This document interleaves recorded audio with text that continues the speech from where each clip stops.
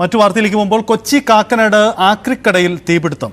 Kennedy മുക്കിന് സമീപത്തുള്ള കടയ്ക്കാണ് തീ പിടിച്ചത്. തൃക്കാക്കര ഫയർഫോഴ്സ് തീ അണയ്ക്കാൻ ശ്രമം തുടരുകയാണ്. ഡാനി ഇപ്പോൾ ചേരുന്നു. ഡാനി, തീപിടുത്തം എത്ര കണ്ട് വലിയൊരു തീപിടുത്തമാണ്? എന്താണ് അവിടെ ഈ തീ അണയ്ക്കാനുള്ള സംവിധാനങ്ങൾ ഒരുക്കിയിരിക്കുന്നത്? സജിത, ഒരു വലിയ തീപിടുത്തമാണ് ഉണ്ടായത്. അതിൽ ഒരു ആക്രി ഗോഡൌൺ ആണ്. അതൊരു വിസ്തൃതമായ ഒരു ആക്രി ഗോഡൌൺ ആണ്. വാഴക്കാല കെന്നഡി മുക്ക് എന്ന് പറയുന്ന പ്രദേശത്താണ് ഈ ആക്രി ഗോഡൌൺ സ്ഥിതി ചെയ്യുന്നത്. ഇവിടെയാണ് തീപിടുത്തം ഉണ്ടായിരിക്കുന്നത്. ഈ തീപിടുത്തം ഉണ്ടായത് ചുറ്റുപാടുകളും വീടുകളും എല്ലാം തന്നെ ഉണ്ട്. അതുകൊണ്ടാണ് ഇതിന്റെ ഒരു തുടക്കത്തിൽ അത് ഒരു വലിയ ആശങ്ക സൃഷ്ടിക്കുന്ന രീതിയിലേക്കെല്ലാം തന്നെ വന്നുകൊണ്ടിരുന്നത്.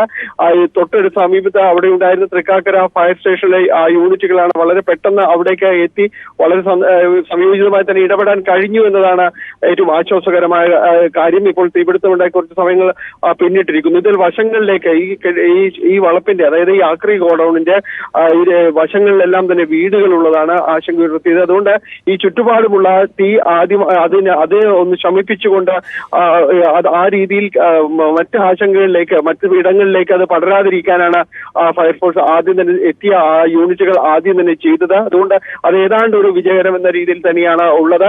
ചുറ്റുപാടുകളിലേക്ക് പടരുന്നതിനും വലിയ ആശങ്ക പടർത്തുന്നതിന് അത് തടയിടാനായിട്ട് സാധിച്ചിട്ടുണ്ട്. അതോടൊപ്പം തന്നെ മറ്റ് സ്റ്റേഷനുകളിലെ അടക്കമുള്ള ഫയർഫോഴ്സ് യൂണിറ്റുകൾ ഇവിടേക്ക് വരികയാണ്. നമുക്കറിയാം, കാക്കനാട് പ്രദേശമായതുകൊണ്ട് തന്നെ അത് വളരെ സുപ്രധാനമായ ഒരു മേഖല കൂടിയാണ്. ഈ ഇവിടങ്ങളിലേക്ക് കൂടുതൽ ആശങ്കയില്ലാത്ത വിധം തന്നെ പരിഹരിക്കാനാണ് രക്ഷാ യൂണിറ്റുകൾ ശ്രമിച്ചുകൊണ്ടിരിക്കുന്നത്. കൂടുതൽ യൂണിറ്റുകൾ ഇവിടേക്ക് വരുന്നു. മറ്റൊന്ന് ഉള്ളത്, ഇത് വലിയൊരു ആക്രി ഗോഡൌണാണ് സൂചിപ്പിച്ചിരുന്നത്. അതുകൊണ്ട് തന്നെയും പല സാധന സാമഗ്രികളും തന്നെയും ഇവിടേക്ക് ആക്രിയായിട്ട് തള്ളുന്ന പല വസ്തുക്കളും തന്നെയുണ്ട്. അതുകൊണ്ട് ഈ പഴയ റെഫ്രിജറേറ്റർ അടക്കമുള്ള കാര്യങ്ങളെല്ലാം തന്നെ ഉണ്ട്.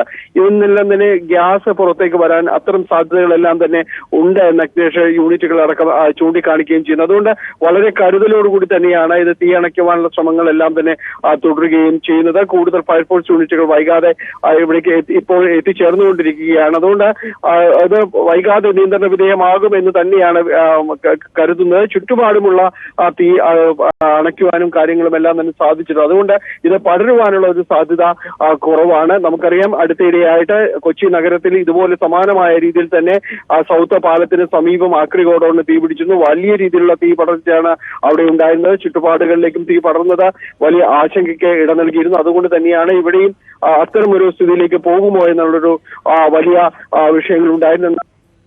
അതിന്റെ തുടക്കത്തിൽ തന്നെ ഫയർ അഗ്നിരക്ഷാ യൂണിറ്റുകൾക്കെല്ലാം തന്നെ സാധിച്ചു എന്നത് തന്നെയാണ്. ഇപ്പോൾ കൂടുതൽ യൂണിറ്റുകൾ എത്തുന്നു. വൈകാതെ ഇത് നിയന്ത്രണ വിധേയമാകുമെന്ന് തന്നെയാണ് കരുതുന്നത്. സജിത, യെസ്, അതാണ് സാഹചര്യം. എന്തായാലും തീ അണയ്ക്കാനുള്ള ശ്രമങ്ങൾ അവിടെ തുടരുകയാണ്. ആക്രി ഗോഡൌണിലാണ് തീപിടുത്തം ഉണ്ടായിരിക്കുന്നത്. തീ അണയ്ക്കാനുള്ള സജീവമായ ശ്രമം. വലിയ തീപിടുത്തമാണ്. ദൃശ്യങ്ങളിൽ കാണുന്ന പോലെ വലിയ തീപിടുത്തമാണ്. കറുത്ത പുക അവിടുന്ന് ഉയരുന്നുണ്ട്.